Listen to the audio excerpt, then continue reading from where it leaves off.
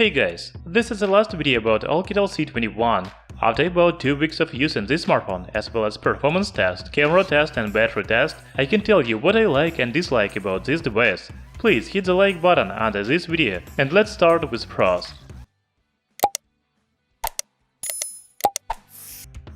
Of course, the main feature of Oukitel C21 is affordable price. You can buy this smartphone for about $100. Perhaps this is the cheapest smartphone on Helio P60 processor. If we start talking about processor, then the next feature of Oukitel C21 is performance. As I already said, the smartphone has Helio P60 chipset, 4GB of RAM and 64GB of internal memory. We already made performance test of Oukitel C21, and this smartphone scores about 144,000 points in AnTuTu. It is very good result for budget device. You can also play heavy games on this phone, such as PUBG Mobile, Shadowgun Legends, and Call of Duty Mobile. Oukitel C21 doesn't have any problems with these games. I really like the design of Oukitel C21. This smartphone is compact and lightweight, also it is very thin. I like how it feels in the hand. However, this is a budget phone, so the rear panel is made of plastic. We can see quad camera and fingerprint reader in the left top corner.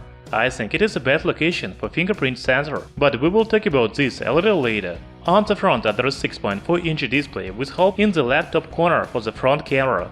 The bezels around the screen are quite thin. That's very good. By the way, display is another feature of this smartphone. It is not very big, but resolution is Full HD+, 1080 by 2310 pixels. The pixel density is almost 400 ppi. Also, the screen has a very good brightness.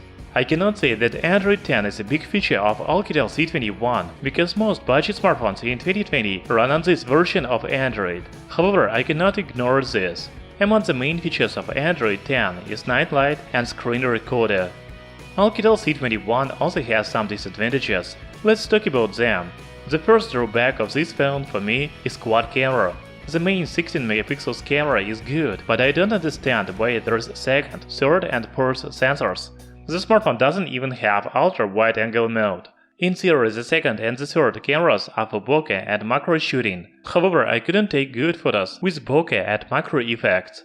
I think that the second, third and fourth cameras on the back are useless. However, you can take good photos on the main 16MP camera. Oukitel C21 has USB Type-C port, but it supports only 10 watts charging. Our battery test showed that this phone needs about 2.5 hours for full battery charge. It is quite long.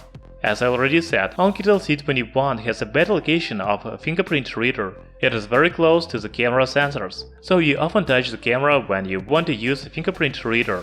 You need to wipe the camera lens before taking photos.